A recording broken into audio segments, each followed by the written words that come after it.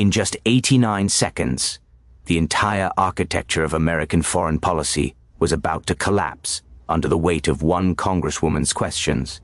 Representative Jasmine Crockett didn't expect Secretary of State Marco Rubio to freeze. She didn't expect the State Department's communication systems to mysteriously fail. She didn't expect the classified briefing that followed to reveal connections spanning 3 continents, 17 shell companies, and enough evidence to implicate officials at the highest levels of government. But that's exactly what happened on that Tuesday morning in February 2025, when a routine Senate Foreign Relations Committee hearing transformed into the most explosive confrontation in modern congressional history. The cameras were rolling, the world was watching, and in 89 seconds, everything changed. To understand why this moment mattered, you need to understand who Jasmine Crockett is and, more importantly, what she represents in the current political landscape. Jasmine Crockett isn't your typical member of Congress. Elected to represent Texas's 30th congressional district in 2022, she arrived in Washington with a reputation as a civil rights attorney who didn't back down from powerful opponents.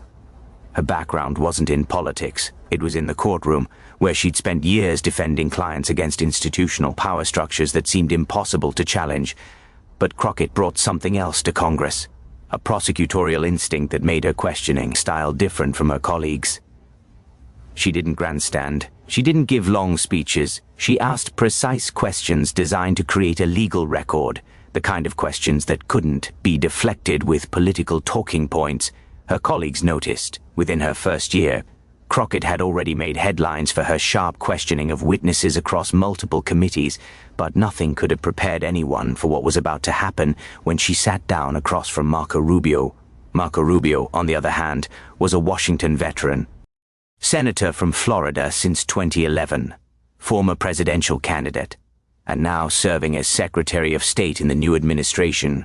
Rubio was known for his carefully calibrated responses and his ability to navigate difficult political terrain. He'd faced hostile questioning before, from senators, from journalists, from foreign leaders. He was considered unflappable. That reputation was about to be tested in ways no one anticipated. The hearing was supposed to be routine. The Senate Foreign Relations Committee had called Rubio to testify about the State Department's budget requests for the upcoming fiscal year. These hearings typically follow a predictable pattern. Senators ask questions about funding priorities.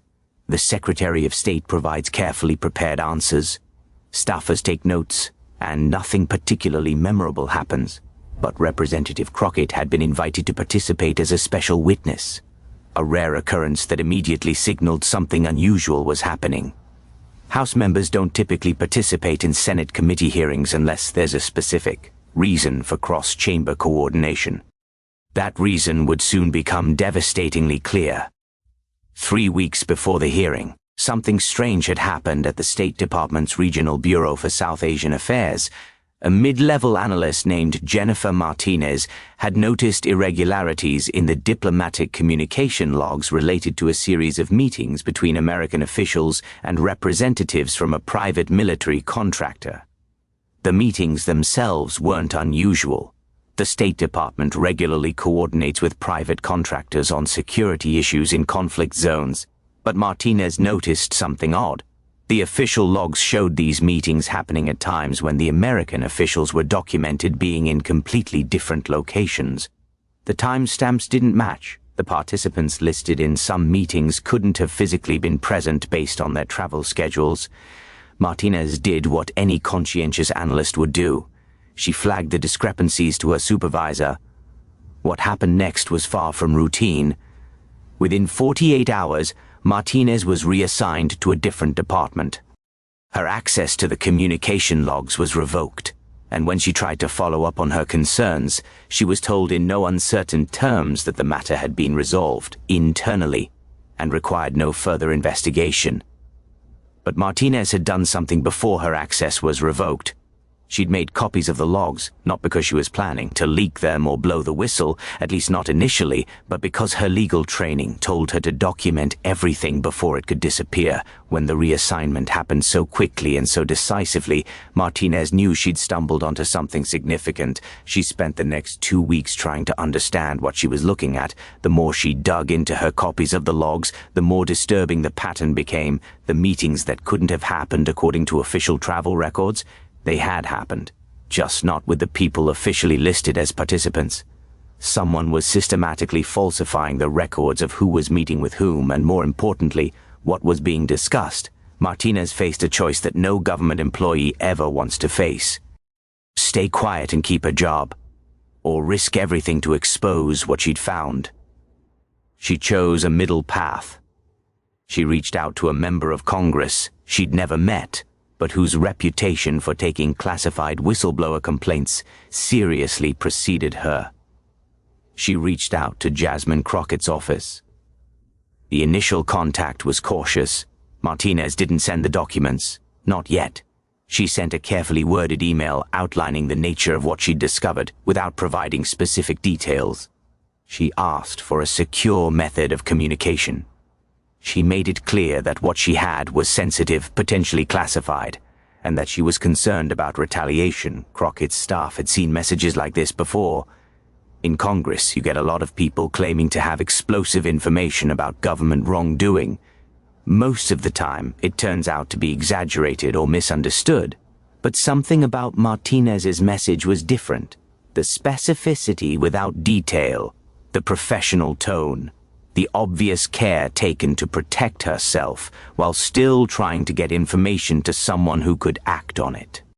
Crockett's chief of staff arranged a secure meeting, not in the congressional offices where security cameras and staff members might observe, but in a skiff, a sensitive compartmented information facility designed for handling classified material. These rooms are soundproof, electronically shielded, and strictly monitored for who enters and exits. What Martinez revealed in that meeting would set in motion the confrontation that was about to explode across American television screens. The documents Martinez brought to that skiff meeting told a story that seemed almost too elaborate to be true, but the evidence was there, meticulously documented in the State Department's own systems. Over the course of 18 months, a network of officials spanning the State Department, the Defense Department, and several private contractors had been conducting a parallel foreign policy operation completely outside the normal diplomatic channels. They were using official meetings as cover while conducting entirely different negotiations with foreign entities. The scale was staggering. Martinez had identified at least 73 separate instances where the official records of diplomatic meetings didn't match the reality of what had actually occurred. In some cases, the meetings listed in official logs had never happened at all. They were fabrications designed to create a paper trail for transparency requirements. In other cases, meetings had happened, but with completely different participants and completely different agendas than what was officially recorded. But that wasn't even the most disturbing part. Martinez had found financial records that suggested these parallel negotiations involved significant sums of money flowing through a complex network of shell companies. The money appeared to be moving from foreign sources to American entities and then being redistributed through channels that were clearly designed to obscure their origin and destination. Crockett listened to all of this with the trained skepticism of a lawyer who'd seen people make extraordinary claims before. She asked Martinez the questions that mattered. How did she know these documents were authentic? Could they have been fabricated? Was there any other explanation for the discrepancies she'd identified? Martinez had anticipated these questions. She'd spent 2 weeks verifying everything she could verify. She'd cross-referenced the communication logs with publicly available information about official travel schedules.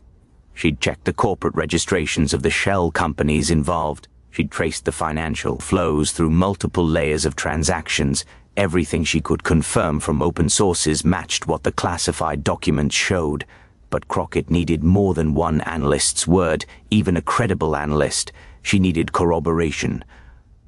Over the next 2 weeks, her staff conducted their own investigation, Carefully and quietly, they reached out to other sources within the State Department, people who might be able to confirm or deny what Martinez was claiming. What they found was a pattern of intimidation and silence.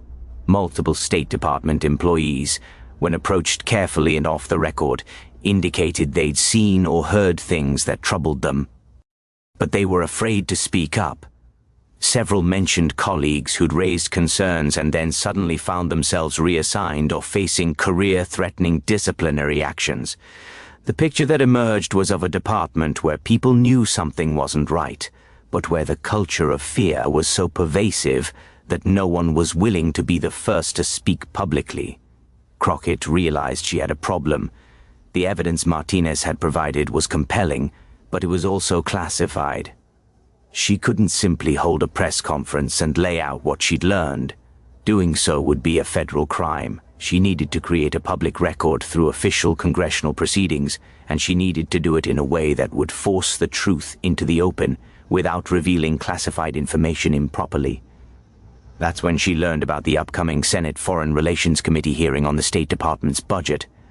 More importantly, she learned that Marco Rubio would be testifying, and through the arcane rules of congressional procedure, she managed to secure an invitation to participate as a witness. The stage was set, but Crockett needed a strategy. She couldn't ask about classified information in an open hearing, but she could ask questions that Rubio would have to answer, questions that would be evasive or false if the allegations were true, and those evasions or falsehoods could then be used to justify a classified briefing where the evidence could be presented. It was a legal chess match, and Crockett was planning her moves carefully. She drafted her questions with the precision of someone building a prosecutorial case. Each question was designed to establish a fact on the record. Each follow-up was designed to eliminate the possibility of ambiguous answers. She had no idea that the State Department was watching her preparations, and she had no idea that they were about to take action to prevent those questions from ever being answered. February 18th, 2025. The Senate Hart Building, room 216. The ornate hearing room was filling with senators, staff members, and journalists. The C-SPAN cameras were positioned and ready. Marco Rubio sat at the witness table, flanked by State Department counsel and senior officials. His prepared testimony was loaded on the prompter. Everything appeared normal. Representative Jasmine Crockett entered the room at 9:47 a.m., 13 minutes before the scheduled start time. She carried a single folder containing her questions. No staff accompanied her to the witness table, an unusual choice that several observers noted. She wanted no one else implicated in what was about to happen. The hearing began with the standard formalities. Chairman Ben Cardin gavelled the session to order. Opening statements were made. Rubio delivered his prepared testimony about budget priorities and diplomatic initiatives. It was all thoroughly routine. Then Crockett was recognized. For her question time, she had been allocated 7 minutes, standard for a House member participating in a Senate hearing. She would only need 89 seconds. Secretary Rubio, Crockett began, her voice calm and professional. I want to ask you about the State Department's diplomatic engagement logs for the South Asian Bureau. Are you familiar with how these logs are maintained? It was a softball question, an easy opener. Rubio nodded, looking relaxed. Yes, Representative. We maintain comprehensive records of all official diplomatic engagements, and these logs are subject to oversight, correct?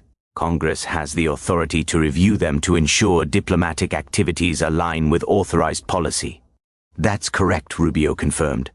Good, Crockett said, her tone still conversational. Then you'll have no problem providing this committee with the complete, unredacted, diplomatic engagement logs for the South Asian Bureau for the period covering June 2023 through December 2024. It was at this moment that something shifted in Rubio's expression. It was subtle, a slight tightening around his eyes, a barely perceptible pause before responding, but Crockett saw it. The cameras caught it. And in living rooms across America, people leaning forward in their seats noticed something had changed. Representative, we provide regular summaries of diplomatic activities to the relevant oversight committees, Rubio said carefully. If you have specific questions about particular engagements, I'd be happy to address them. Crockett didn't miss a beat. That's not what I asked, Secretary Rubio. I asked for the complete logs, not summaries, the actual records of who met with whom, when, where, and what was discussed. Can you commit to providing those logs to this committee within 48 hours? The room had gone quiet. Even the staffers who'd been whispering to each other or checking their phones had stopped. This wasn't routine questioning anymore. Rubio glanced to his left, where his State Department counsel sat. The counsel leaned in, whispering something. Rubio turned back to Crockett. Representatives, some of those logs may contain sensitive information related to ongoing diplomatic negotiations. I'd need to review what can be provided consistent with executive privilege and national security considerations. It was a standard deflection, the kind of response that usually ends this line of questioning, but Crockett had anticipated. I appreciate those concerns, Secretary Rubio. So let me ask you a more specific question. She opened her folder and looked down at her notes, though everyone in the room sensed she didn't really need them. On November 14th, 2024, the official State Department logs indicate that you personally met with Ambassador Richardson and Deputy Secretary Campbell to discuss humanitarian aid coordination for Bangladesh.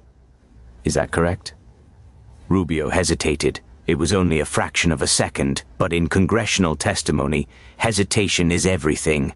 I'd have to review my schedule for that specific date, but if that's what the official logs indicate, it is what the official logs indicate. Crockett interrupted firmly. But here's my question. How did you manage to be in that meeting when, according to your public schedule and Secret Service travel logs, you were in Miami that entire day giving a speech at the American Enterprise Institute? The room erupted, not with sound, it was too stunned for that, but with energy. Journalists' fingers flew across their keyboards. Senators leaned forward in their seats. Staff members locked eyes with each other across the room. This wasn't a routine oversight question anymore. This was an accusation. Rubio's face flushed. Representative, I think there may be some confusion about— There's no confusion, Secretary Rubio. Crockett cut him off again, her voice rising slightly but still controlled. Your speech in Miami was covered by local news. We have video footage timestamped at 2:45 p.m. Eastern Time. The meeting logged at the State Department was scheduled for 3 p.m. Eastern Time that same day. So either you've developed the ability to bilocate, or someone falsified the diplomatic engagement logs. Which is it? This was the moment. This was where 89 seconds of questioning had led. Rubio could admit the logs were false, which would raise immediate questions about why they were false and who falsified them, or he could try to maintain the fiction, which would make him potentially complicit in whatever the falsified logs were covering up. Rubio chose a third option, deflection through technicality. Representative, without reviewing the specific documentation you're referencing, I can't speak to potential administrative errors in— He didn't get to finish. Because at that exact moment, something unprecedented happened. Every electronic device in the room simultaneously lost connection. The C-SPAN feed cut to static. The electronic displays showing witness documents went dark. Even the digital clock on the wall stopped updating, and then, after 3 seconds of confusion, the emergency lighting kicked in. The room's main power had been cut. Chairman Cardin was the first to react. Ladies and gentlemen, please remain calm. I'm sure this is just a technical malfunction. We'll take a brief recess while— Mr. Chairman, Crockett's voice cut through the confusion.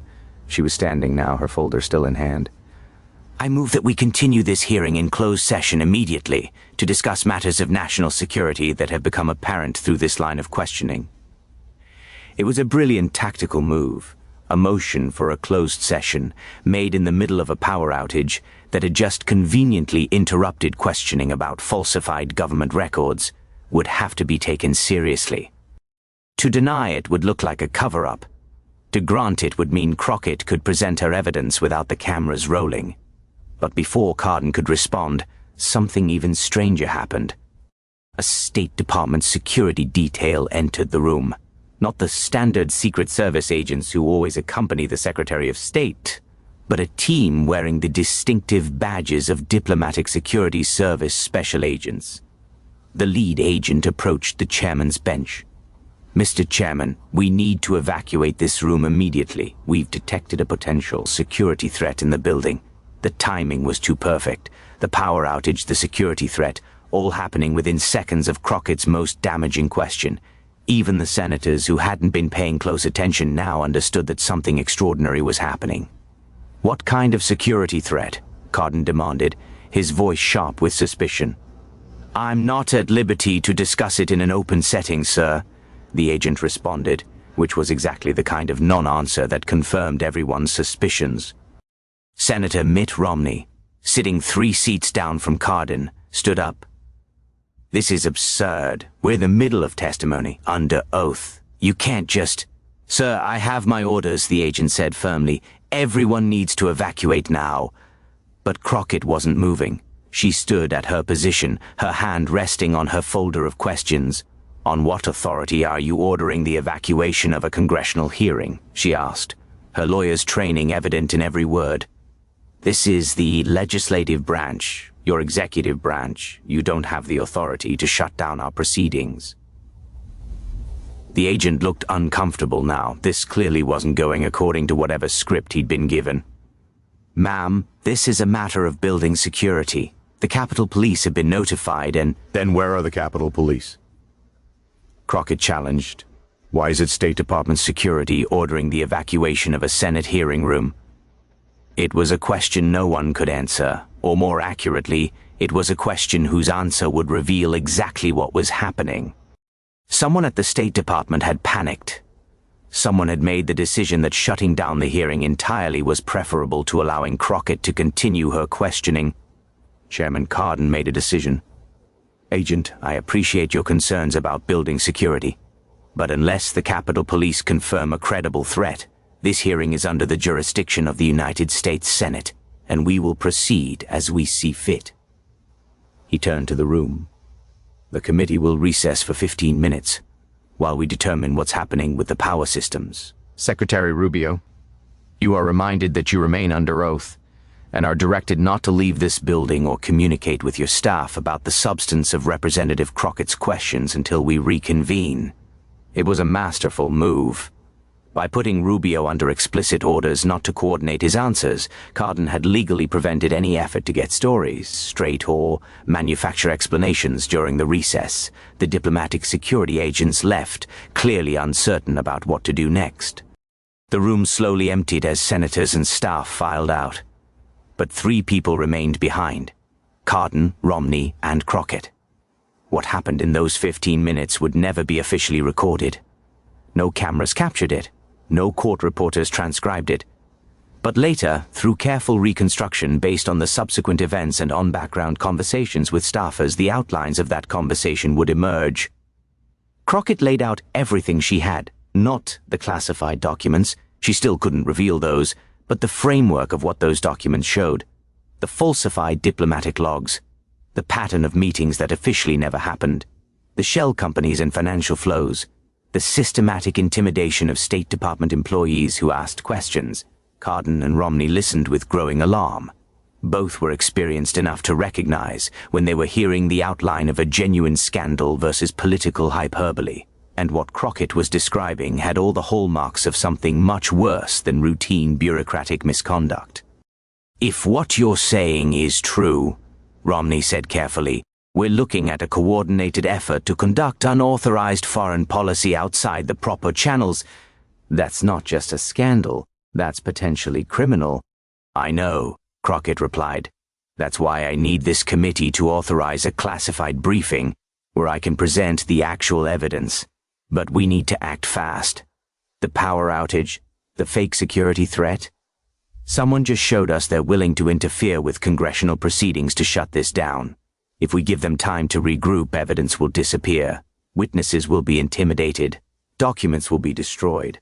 Cardin was quiet for a long moment, considering. Finally he nodded. "When we reconvene, I'll recognize you to make a formal motion for a closed classified session. It'll pass. After what just happened, no one will dare vote against it. But Jasmine—" He paused, his expression serious. You understand that once you present classified evidence to this committee, there's no going back. If you're wrong, your career in Congress is probably over. If you're right. He didn't finish the sentence, but the implication was clear. If she was right, the consequences would reach far beyond her career. I understand, Crockett said quietly. I wouldn't be doing this if I wasn't sure. 15 minutes later, the hearing room filled again. The power had been mysteriously restored. Apparently, the electrical malfunction had been resolved. The C-SPAN cameras were back online. Marco Rubio returned to the witness table, his expression carefully neutral, but those watching closely could see the tension in his shoulders. Chairman Cardin gavelled the session back to order. Representative Crockett, you have the floor. Mr. Chairman, I move that this committee immediately convene in closed session to discuss classified matters related to State Department operations that have emerged from this morning's testimony. Further, I request that Secretary Rubio be required to remain available for questioning in that closed session. The motion was seconded immediately. The vote was 18-0 in favor. Even the senators who might have been inclined to protect Rubio couldn't afford to vote against transparency after the suspicious power outage. What happened in the closed session that followed would remain classified for years, but like many classified proceedings, enough would eventually leak out through various channels to construct a reliable picture of what occurred. The classified briefing room in the Hart Building is designed for exactly this type of situation. It's a secure facility where senators can discuss sensitive intelligence without fear of surveillance. Only senators on the committee, essential staff with appropriate security clearances, and witnesses under oath are allowed inside. Crockett entered with Jennifer Martinez, the State Department analyst who had first identified the irregularities. Martinez had been given temporary immunity in exchange for her testimony, a sign of how seriously the committee was taking these allegations. For 3 hours they laid out the evidence, the falsified diplomatic logs, the parallel foreign policy operation, the shell companies and financial flows. But more than that, they connected it to specific individuals and specific decisions. The documents showed that over 18 months, officials at multiple levels of the State Department had been conducting unauthorized negotiations with foreign entities, primarily in South Asia. These negotiations involved security arrangements, resource extraction deals, and diplomatic understandings that had never been presented to Congress or approved through normal channels. The financial flows were staggering. At least $340 million had moved through the network of shell companies, originating from foreign sources and ending up in the accounts of American entities connected to officials at the State Department, the Defense Department, and several private military contractors. But here's what made it truly scandalous. The documents suggested that some of these arrangements directly contradicted official U.S. policy. While the administration was publicly taking one position on issues like military aid and diplomatic recognition, the parallel operation was making completely different commitments to the same foreign entities. It was, in effect, two foreign policies running simultaneously, one authorized and public, one unauthorized and hidden. Senator Romney asked the obvious question: why? What was the motivation for running this parallel operation? Martinez's answer was chilling: financial gain and ideological conviction. Some of the officials involved believed the official policy was too restrictive, too slow, too hamstrung by congressional oversight. They thought they were doing the right thing by conducting back-channel negotiations that would achieve outcomes they believed were in America's interests. The money appears to have been seen as justifiable compensation for the personal and career risks they were taking. It was a form of corruption wrapped in patriotic justification. These weren't officials selling out American interests for personal gain. They were officials who believed they knew better than the authorized policy-making process, who thought they were serving a higher purpose, and who convinced themselves that the financial benefits they received were earned rather than illicit, which, legally speaking, made it no less criminal. Throughout this presentation, Marco Rubio sat stone-faced. His attorneys advised him to invoke executive privilege and refuse to answer questions. But the committee wasn't asking him to confirm or deny classified details. They were asking much simpler questions. Did you personally approve any of the diplomatic engagements that were falsely logged under your name? Were you aware that diplomatic logs were being falsified? Did you receive any financial benefit directly or indirectly from any of the entities involved in these arrangements? These were yes or no questions. They couldn't be deflected with executive privilege because they weren't about policy deliberations. They were about personal knowledge and personal conduct. Rubio's answers were careful, lawyered, and ultimately incriminating through what they didn't say. He claimed he couldn't recall specific meetings. He said he'd have to review documents before answering whether he was aware of falsified logs. He denied receiving direct financial benefits, but refused to answer whether he'd received indirect benefits. To anyone experienced in congressional testimony, it was clear Rubio was protecting himself from perjury charges by refusing to commit to statements that might later be contradicted by evidence, which meant he knew there was evidence out there that could contradict claims of innocence. Senator Chris Coons, a former prosecutor, pushed harder. Secretary Rubio, let me make this very simple. Are you denying that you were aware of any of the activities described in the documents that have been presented to this committee? Rubio glanced at his attorney. The attorney shook his head slightly. Rubio turned back to Coons. Senator, I don't believe I can answer that question without potentially revealing classified information about State Department operations. It was, quite possibly, the worst answer he could have given, because it confirmed that he did have knowledge of State Department operations relevant to the allegations. He just wasn't willing to discuss them. The session continued for another hour, but the key moment had passed. Rubio had effectively confirmed through his evasions that the allegations had substance. The only remaining questions were about the extent of the conspiracy and who else was involved. When the closed session ended at 2:47 p.m., the senators emerged to find the hallway packed with journalists. Word had spread throughout Washington that something major was happening. The mysterious power outage had been reported. The extension of the hearing into a closed classified session had been noted. Speculation was rampant. Chairman Cardin made a brief statement. The committee has received classified information related to State Department operations that requires further investigation. We will be referring certain matters to the Department of Justice for potential criminal investigation. No further details can be provided at this time due to the classified nature of the information. It was bureaucratic language, but experienced Washington observers understood what it meant. Something serious had been uncovered, serious enough to potentially involve criminal charges. Marco Rubio left the building through a side entrance, surrounded by security and attorneys. He made no statement. The State Department issued a terse press release defending its operations and insisting that all activities were properly authorized and conducted within legal boundaries. But the real earthquake was just beginning, because while the classified session itself couldn't be discussed publicly, the events leading up to it could be. And those events, Crockett's pointed questions, Rubio's evasive answers, the mysterious power outage, the attempted evacuation, were all on the public record. Within hours, news organizations were digging into the questions Crockett had raised.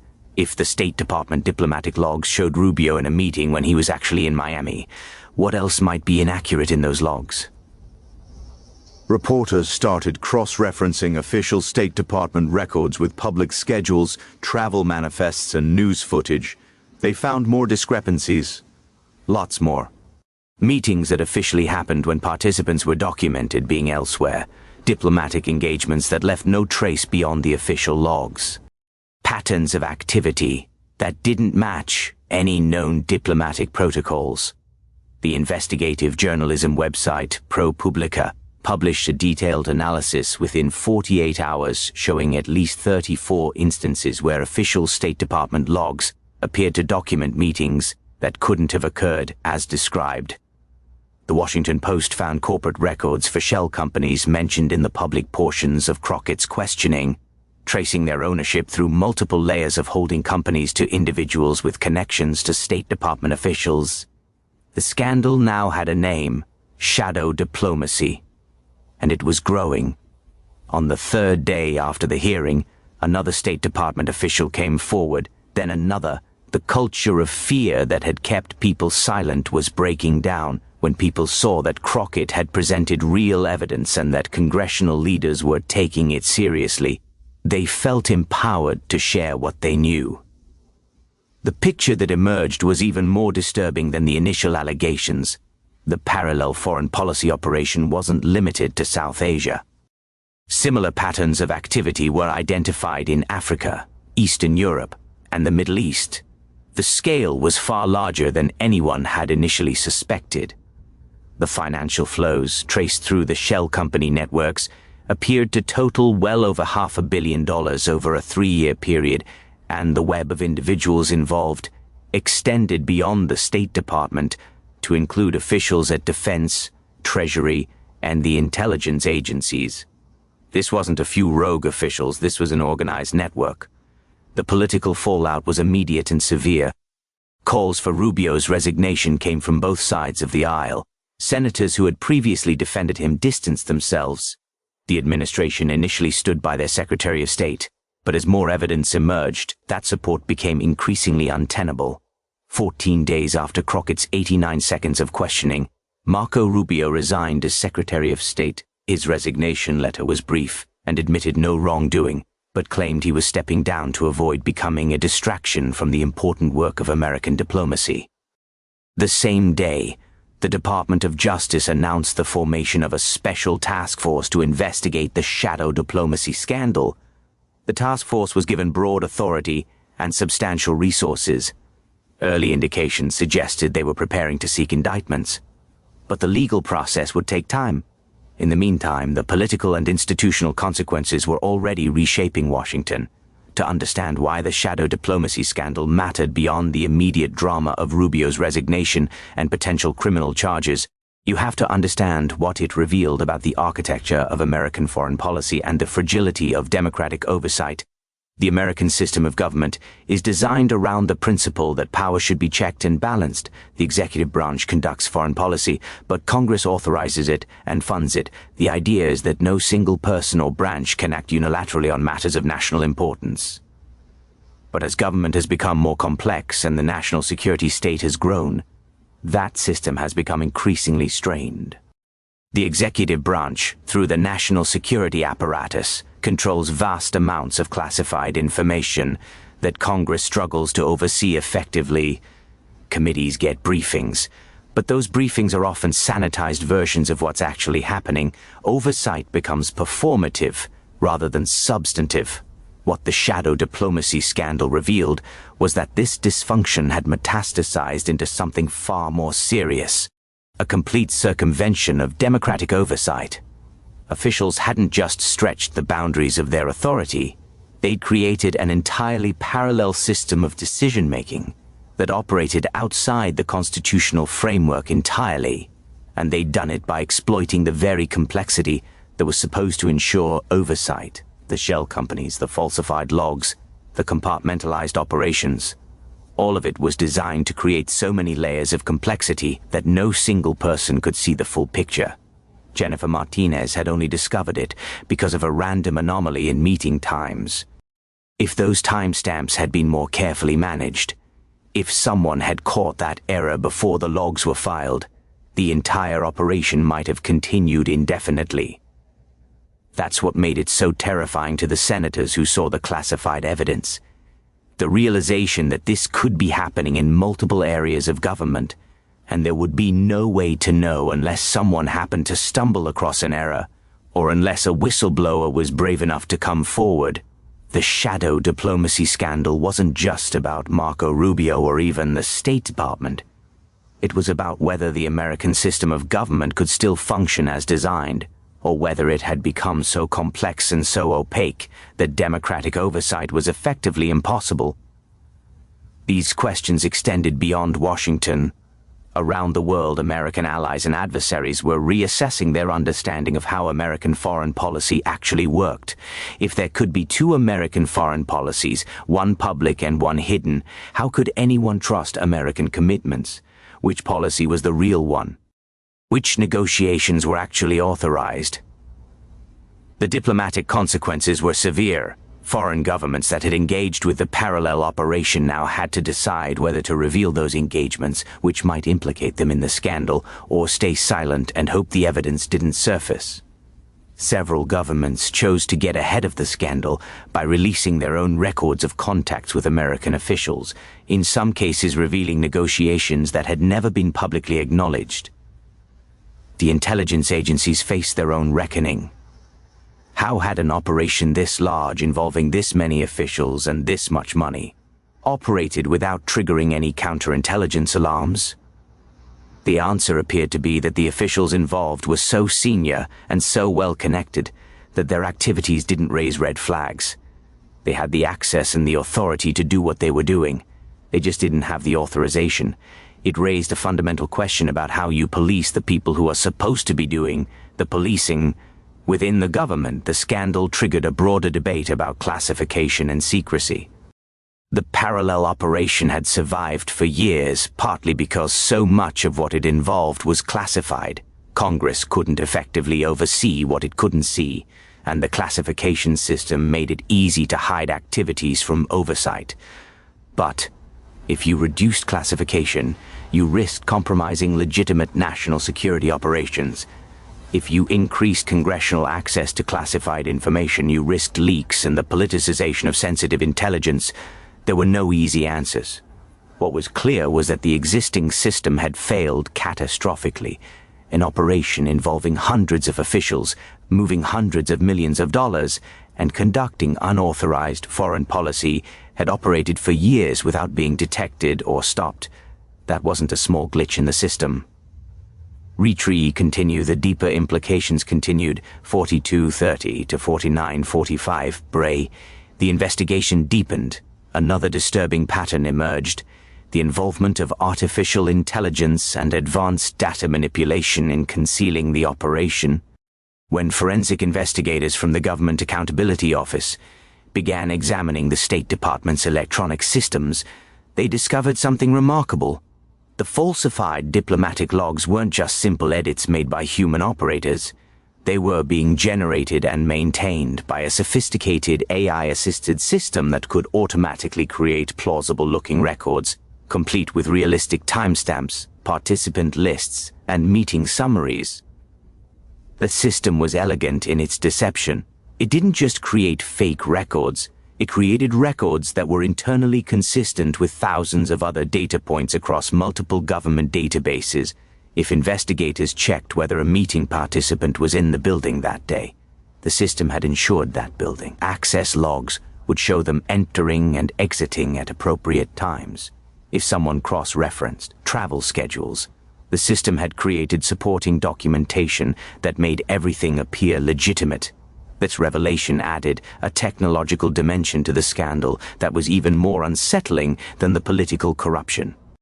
The officials running the parallel operation hadn't just circumvented oversight through human deception. They'd built an automated system to generate the false records they needed to maintain their cover. The implications were staggering.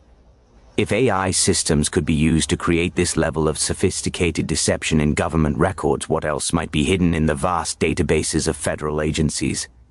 How many other operations might be using similar techniques to conceal their activities? Cybersecurity experts brought in to analyze the system were disturbed by what they found. The AI hadn't been built from scratch. It had been adapted from legitimate software designed to help government agencies manage their records and ensure consistency across databases. Someone had taken a tool meant to improve government transparency and weaponized it to create opacity. This is the nightmare scenario we've been warning about for years, Dr. Sarah Chen, a former NSA cybersecurity analyst, told a closed-door congressional briefing. AI systems that are sophisticated enough to maintain consistent deceptions across multiple databases. The scary part isn't just what these people did. It's how easy it was for them to do it once they had access to the right tools. The technology angle also explained why the operation had remained hidden for so long. Human analysts reviewing State Department records for irregularities might spot inconsistencies, but the AI system was designed to eliminate those inconsistencies before human analysts ever saw them. It was only Jennifer Martinez's focus on that specific set of meeting logs, combined with her decision to cross-reference them with external sources the AI couldn't control, that broke through the deception. This raised another troubling question. How many other such systems might exist in government? The investigation found that the software used in the shadow diplomacy operation had been commercially available, purchased through normal government contracting procedures. It wasn't illegal to buy it. The crime was in how it was used. But that meant the same software, or similar tools, could be in use across dozens of federal agencies. Congress immediately demanded audits of all AI-assisted record-keeping systems in government. The results of those audits, when they eventually came, would be classified, but anonymous sources suggested they found numerous systems with similar capabilities, though no evidence that others were being used for the same kind of deception. Still, the mere existence of the capability was alarming. The federal government had inadvertently created the tools for its own corruption, and then distributed those tools widely without adequate safeguards against misuse. As the scandal grew, more whistleblowers came forward, each adding pieces to the puzzle. Their stories revealed the human dimension behind the bureaucratic deception. Michael Torres had been a State Department liaison to the Defense Department, coordinating on security assistance programs. He'd started noticing discrepancies between what he was told about diplomatic agreements and what the actual agreements seemed to contain. When he asked questions, he was reassured that he was simply seeing different stages of negotiation and that everything would make sense once the final agreements were completed. But they never did make sense. Torres kept detailed personal notes, a habit from his military service before joining State. Those notes documented months of growing confusion and concern. When the shadow diplomacy scandal broke, Torres realized his notes contained evidence of the parallel operations activities in African nations. His testimony before the Special Task Force revealed how the parallel operation had managed to co-opt officials who weren't fully aware they were participating in anything improper. Torres and others like him had been given partial information, told that certain activities were authorized at higher levels, and kept compartmentalized so they never saw the full picture. It was a technique borrowed from intelligence tradecraft. Need-to-know compartmentalization meant that each participant only understood their small piece of the operation. No single person except the core organizers understood what was really happening. "I thought I was serving my country," Torres said in a later interview with 60 Minutes, after his testimony had been declassified. "I was told these were authorized back-channel communications, the kind of thing that happens all the time in diplomacy. I had no idea I was helping facilitate what was essentially an unauthorized shadow government." Angela Wu's story was different, but equally revealing. She'd been a financial analyst at Treasury, working on sanctions enforcement. She'd flagged several transactions that appeared to violate sanctions regulations, only to be told that the transactions had been pre-approved through a special authorization process she wasn't cleared to know about. For months, Wu accepted this explanation. The Treasury Department regularly handles sensitive transactions that involve classified national security considerations. It wasn't unusual for analysts at her level to encounter activities they weren't fully briefed on. But Wu had noticed that the special authorizations always seemed to involve the same shell companies, and those companies were tied to entities in countries where the United States officially maintained strict sanctions. Something didn't add up. Wu made the same decision Jennifer Martinez had made. She documented everything she could before raising concerns. When she finally did approach her supervisors, she was told in no uncertain terms to stop asking questions. The matters she'd flagged were above her pay grade and politically sensitive. That phrase, politically sensitive, was what convinced Wu she'd stumbled onto something improper. Sanctions enforcement isn't supposed to be politically sensitive. It's supposed to be legally straightforward. Either a transaction violates sanctions, or it doesn't. The law doesn't have a politically sensitive exception. Wu's documentation would prove crucial to understanding the financial dimension of the shadow diplomacy operation. The transactions she'd flagged represented a systematic pattern of sanctions evasion, using the same shell company networks that were facilitating the parallel diplomatic operation. The money wasn't just moving, it was being laundered through transactions that were then given post hoc authorizations by officials who had access to the Treasury's special licensing system. These officials would create fake authorizations with false justifications using the same AI-assisted record manipulation that was being employed at state. What emerged from Wu's testimony was a picture of an operation that had metastasized through multiple government agencies, corrupting normal oversight processes and exploiting the classification system to maintain secrecy. But perhaps the most explosive testimony came from Daniel Reeves, a Defense Intelligence Agency analyst who revealed that elements of the parallel operation had intelligence agency involvement. Reeves's testimony was almost entirely classified, but the broad outlines that did become public were disturbing enough. According to Reeves, some intelligence community officials had been aware of the parallel diplomatic operation and had actively facilitated it by providing intelligence support and by ensuring that counterintelligence monitoring didn't flag the participants' activities. This wasn't a case of intelligence agencies being deceived or circumvented. Some officials within those agencies were participants, viewing the parallel operation as a legitimate, if unconventional, approach to advancing American interests in regions where official policy was seen as inadequate. The intelligence community's involvement added a new dimension to the scandal. It meant that the very agencies responsible for detecting foreign influence and ensuring government integrity had been compromised. And it raised the possibility that foreign intelligence services had detected the parallel operation and might have exploited it or attempted to manipulate it for their own purposes. The counterintelligence implications were profound. If foreign services knew about the parallel operation, they would know that there were American officials conducting unauthorized negotiations. Those officials would be vulnerable to blackmail, manipulation, and recruitment. The entire operation represented a massive counterintelligence vulnerability. One former CIA official, speaking on background to the New York Times, put it bluntly, "This is every counterintelligence officer's nightmare."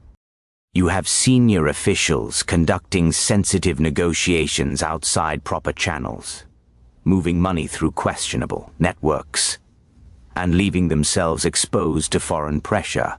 Even if they started with good intentions, they created exactly the conditions that foreign services look for when they want to compromise American officials. Throughout all of this, Representative Jasmine Crockett found herself at the center of a media firestorm unlike anything she'd experienced in her relatively brief congressional career. The national media wanted to make her a hero, the brave Congresswoman who'd exposed corruption at the highest levels. Political opponents wanted to make her a villain, an opportunistic partisan using classified information for political attacks. Neither narrative was quite accurate. In an extended interview with PBS NewsHour 3 weeks after the initial hearing, Crockett provided her most detailed public comments on what had happened and why she'd chosen to act as she did. "I'm a lawyer," she explained. "I spent years in courtrooms building cases, and I know how easy it is for powerful people to make evidence disappear if you give them time. When Jennifer Martinez came to my office with those documents, I knew we had a narrow window to act. Once word got out that someone was asking questions, the machinery would start moving to cover tracks, intimidate witnesses, and destroy records. But wasn't it risky to make such serious allegations against a Secretary of State based on one analyst's concerns?" The interviewer pressed. "It would have been," Crockett agreed, "which is why I spent 2 weeks verifying everything I could verify before I asked a single question in that hearing. I didn't just trust Jennifer's analysis. I had my staff independently confirm every claim we could check against public records. We found the video of Secretary Rubio in Miami. We verified the timestamp on the State Department logs. We confirmed that the meeting physically couldn't have happened as described. That's not an allegation, that's a demonstrable fact. And the 89 seconds? That specific line of questioning?" Crockett smiled slightly. "That was strategy. In legal proceedings, you want to establish facts that can't be disputed before you move to questions that might be contested. I established that Rubio understood how diplomatic logs work and that Congress has oversight authority. Then I presented a specific, verifiable contradiction.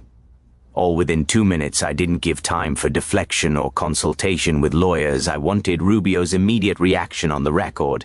Some critics have suggested that you coordinated with media outlets to maximize the political damage to the administration, the interviewer noted. I didn't speak to a single journalist before that hearing, Crockett responded firmly. I specifically avoided doing so because I knew that if this became about politics or media strategy, the substance would get lost. What I did was present evidence of criminal activity through proper congressional channels. The media attention came because the evidence was compelling, not because I sought publicity.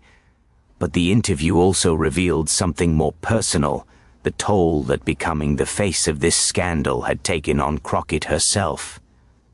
I get death threats now, she said quietly. Every single day. Some from people who think I'm attacking their political team, some from people who think I'm revealing information that should stay classified for national security reasons. My family has had to accept security details. My kids have had to change schools because of harassment. This isn't what I signed up for when I ran for Congress. Do you regret it? The interviewer asked. Crockett paused for a long moment before answering. No, because if I'd stayed silent, this would still be happening. More unauthorized foreign policy. More circumvention of congressional oversight. More officials convinced they know better than the democratic process. Someone had to say something. I just wish it hadn't fallen to me to be that someone. The interview revealed the complex reality behind the narrative. Crockett wasn't a crusading hero seeking glory. She was a conscientious official who'd been put in an impossible position and had chosen the difficult path of disclosure over the easy path of looking the other way. Her relationship with other members of Congress became complicated in the wake of the scandal. Some colleagues viewed her as courageous and principled. Others saw her as reckless and self-aggrandizing. Still others were simply afraid of her. Afraid that, if they had secrets, Crockett might be the type of person who would expose them too. There's definitely been a shift in how people interact with me, Crockett admitted in a later interview with The Atlantic. I used to be just another freshman representative. Now I'm the person who brought down a Secretary of State. People are careful around me in a way they weren't before. It's lonely, honestly. But Crockett also found unexpected allies, other members of Congress who'd been trying to conduct oversight on different issues, who hit walls of bureaucratic resistance and classification barriers, reached out to her. They wanted to know how she'd broken through. They wanted to understand her methods. A small group of representatives and senators began meeting informally to discuss oversight reform. They called themselves the Transparency Caucus, though the name was deliberately kept out of the press to avoid appearing partisan. The group included members from both parties who agreed on little else but who shared a conviction that congressional oversight had become toothless and needed to be revitalized. What Jasmine showed us, Senator Todd Young told the group at one of their meetings, is that effective oversight requires more than committee hearings and GAO reports. It requires persistence, preparation, and a willingness to take personal and political risks. Most of us aren't willing to do what she did because we're afraid of the consequences. But if we're not willing to do our oversight jobs properly, we're abandoning our constitutional responsibility. The Transparency Caucus would eventually become a formal organization. Though its early work was deliberately kept low profile, members didn't want to appear to be capitalizing on the shadow diplomacy scandal, but they began coordinating on oversight strategies, sharing information about bureaucratic obstruction, and supporting each other when agencies tried to stonewall legitimate inquiries. While the political and institutional fallout from shadow diplomacy was playing out in public, the criminal investigation was proceeding behind closed doors. The Department of Justice Task Force, led by veteran prosecutor Margaret Chen, was building what would become one of the most complex white-collar cases in American history. The challenge Chen's team faced was translating what was clearly unethical behavior into conduct that could be prosecuted under existing criminal statutes. Much of what the parallel operation had done wasn't explicitly illegal. It was unauthorized, improper, and subversive of democratic oversight, but criminal statutes require specific violations, not general wrongdoing. The investigation focused on several areas where clear criminal violations could be established. First, the falsification of official government records. This was straightforward. Whoever had created and maintained the false diplomatic logs had violated 18 U.S. Code Section 1519, which criminalizes the destruction or falsification of records with the intent to obstruct investigations or proper oversight. The challenge was proving that specific individuals had done so with criminal intent, not just as administrative errors. Second, the financial transactions. The movement of money through shell companies, particularly the transactions that violated sanctions, provided a clear basis for criminal charges: wire fraud, money laundering, sanctions violations. These were well-established crimes with decades of case law to guide prosecution. Third, conspiracy charges. If investigators could prove that multiple officials had knowingly coordinated their actions to circumvent oversight and conceal their activities, conspiracy charges could tie together activities that might seem disconnected when viewed individually. The investigation benefited from the unusual level of cooperation it received from whistleblowers. Jennifer Martinez, Michael Torres, Angela Wu, and dozens of others provided thousands of hours of testimony and turned over extensive documentation. They were motivated partly by immunity agreements, but also by genuine outrage at having been deceived and manipulated. The investigators worked backwards from the falsified records, tracing who had access to the systems, who had made specific edits, and who had approved the creation of the AI-assisted record manipulation software. They followed the money through international banking systems, using subpoenas and mutual legal assistance treaties to pierce the corporate veils of the shell companies. 6 months into the investigation, the first indictments came down. 3 mid-level State Department officials were charged with conspiracy to falsify records and obstruction of justice. These weren't the architects of the shadow diplomacy operation. They were the people who'd done the actual work of creating and maintaining the false records. The decision to start with mid-level officials was strategic. Prosecutors wanted to establish the basic facts of the case through easier-to-prove charges before moving up the chain to more senior officials whose lawyers would mount more sophisticated defenses, and they wanted to create pressure on those mid-level officials to cooperate against their superiors. The strategy worked. Within weeks, 2 of the 3 indicted officials accepted plea deals in exchange for their testimony. Their cooperation provided investigators with detailed information about how the parallel operation had functioned, and, critically, who had been giving the orders. The next round of indictments, 9 months after Crockett's initial questioning, targeted more senior officials, deputy assistant secretaries, senior directors, and officials from Defense and Treasury.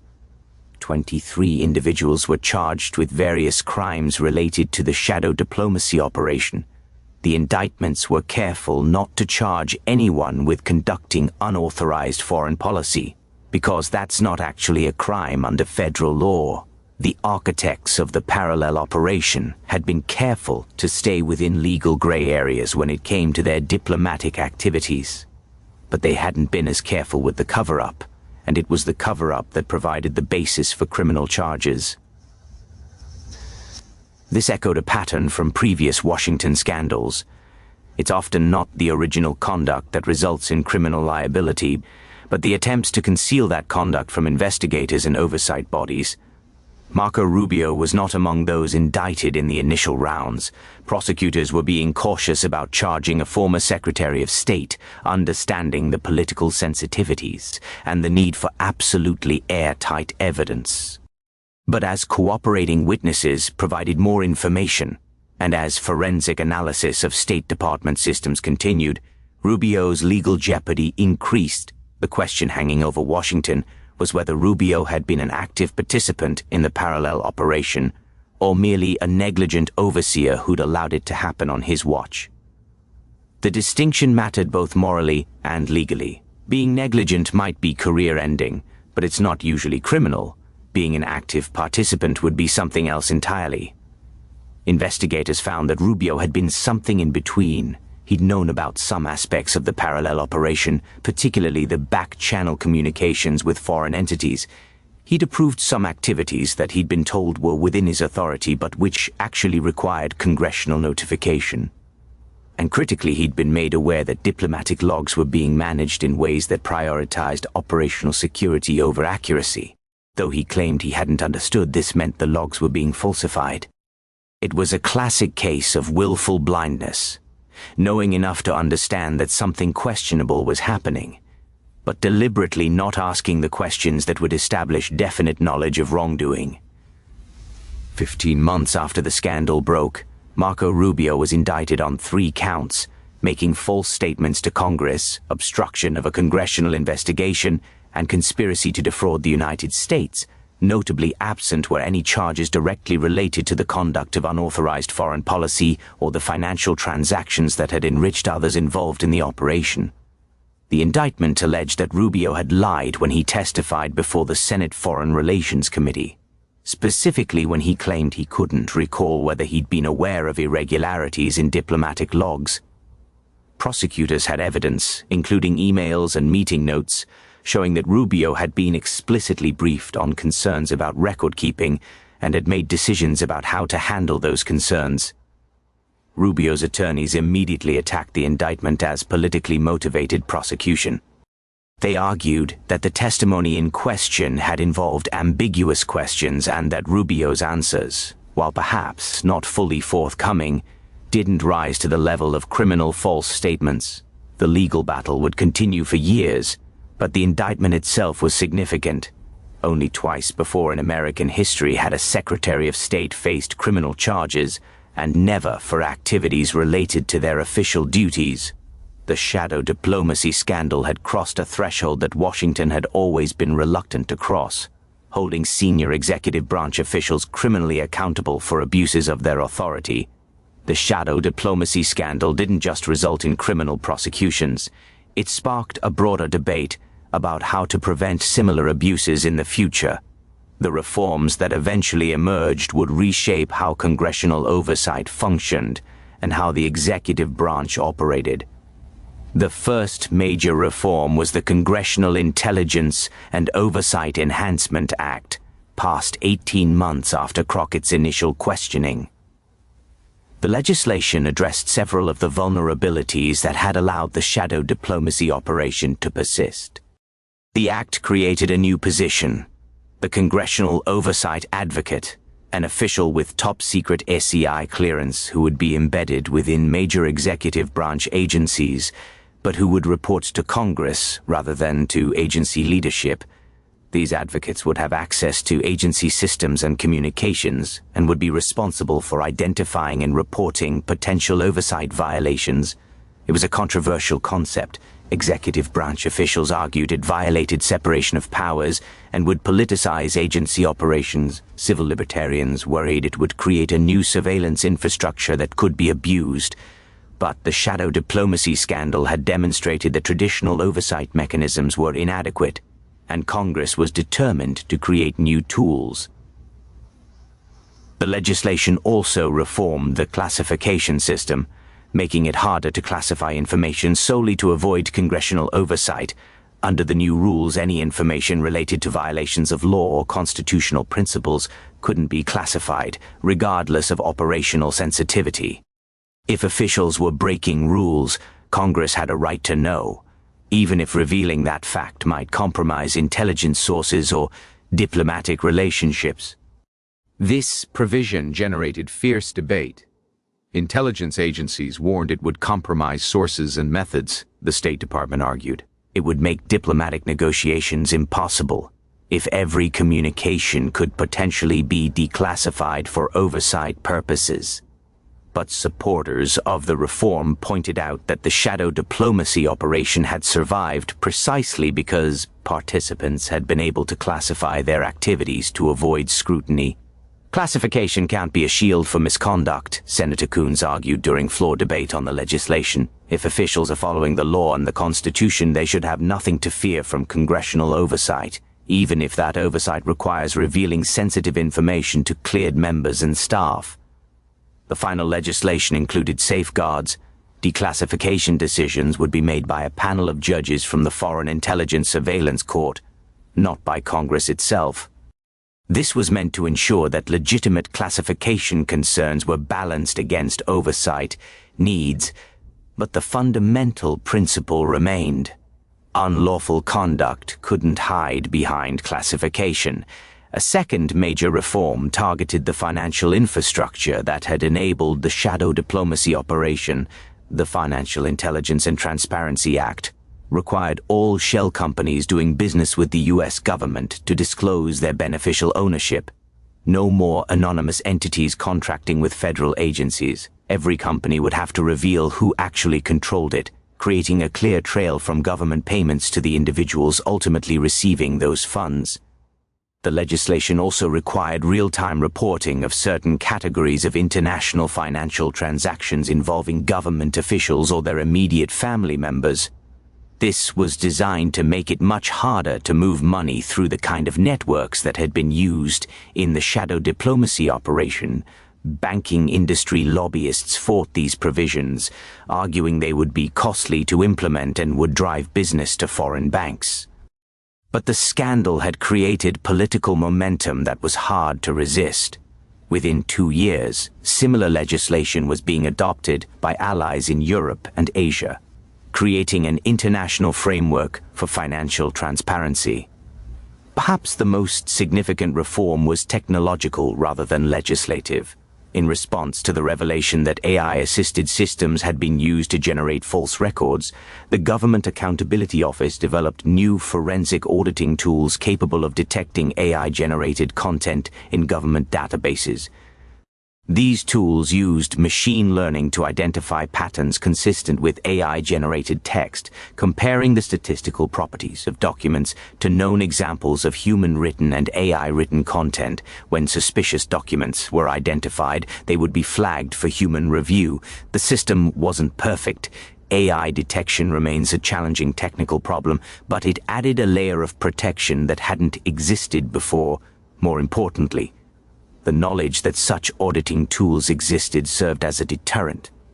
Officials who might have been tempted to use AI systems to conceal their activities would now have to assume those activities might be detected.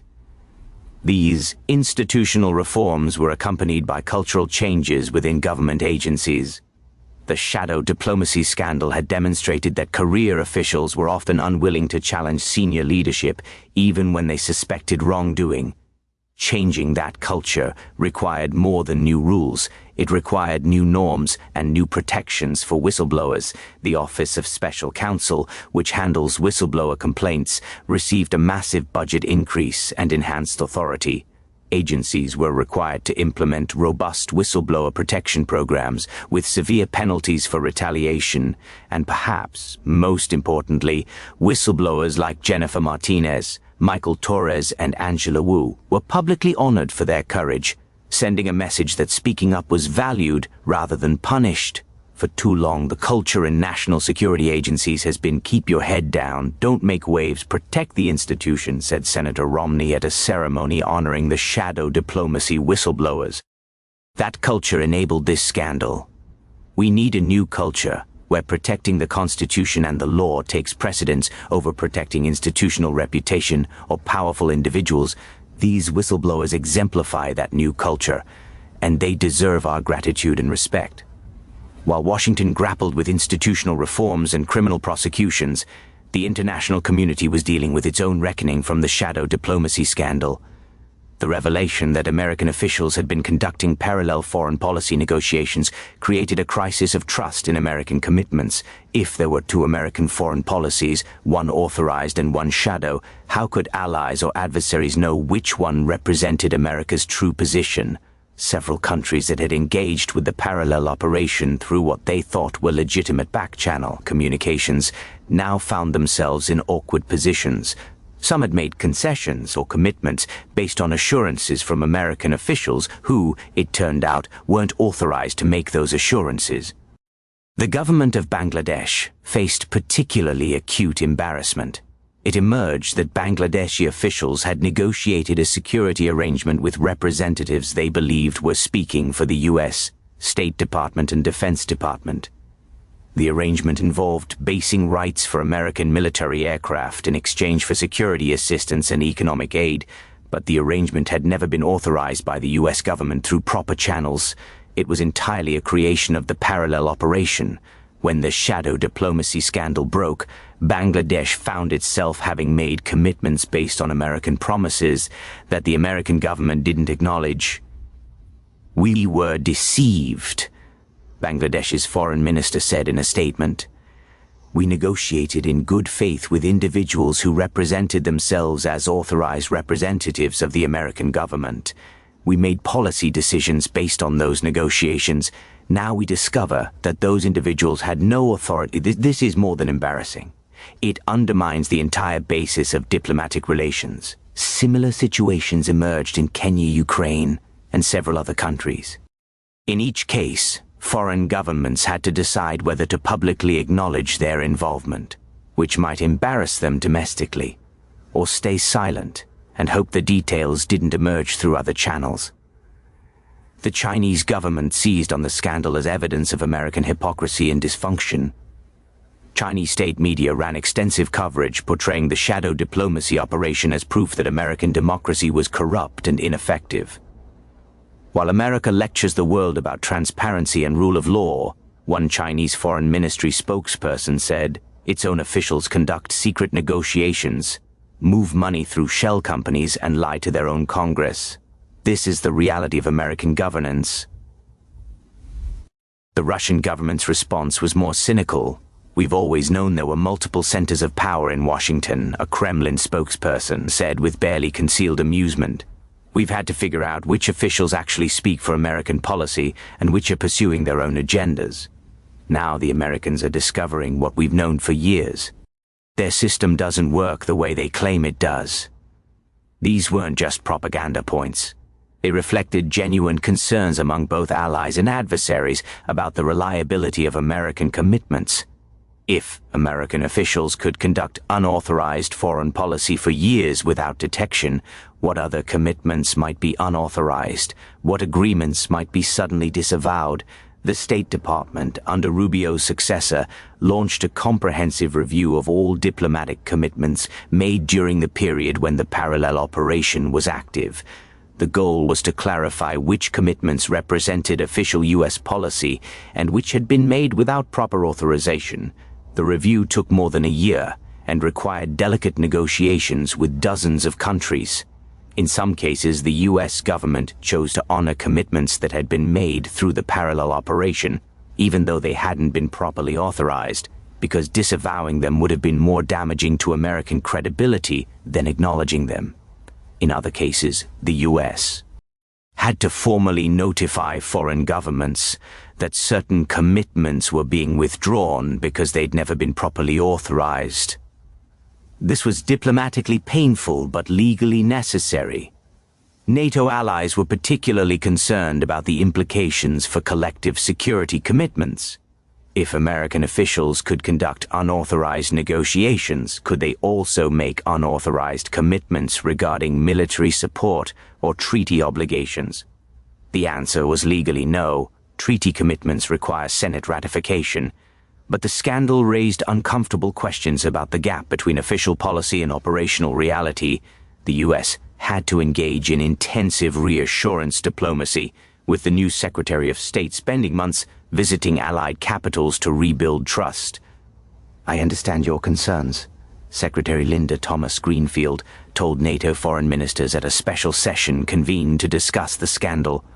"What happened was a betrayal, not just of congressional oversight, but of our international partners. We're implementing reforms to ensure it can't happen again. But more than that, we're committed to rebuilding the trust that was damaged." Some allies were understanding, recognizing that no governmental system is perfect and that the U.S. was at least confronting the problem rather than covering it up. Others were more skeptical, viewing the scandal as evidence of deeper dysfunction in American institutions. The scandal also affected ongoing negotiations. The U.S. had been engaged in sensitive discussions with Iran regarding nuclear inspections.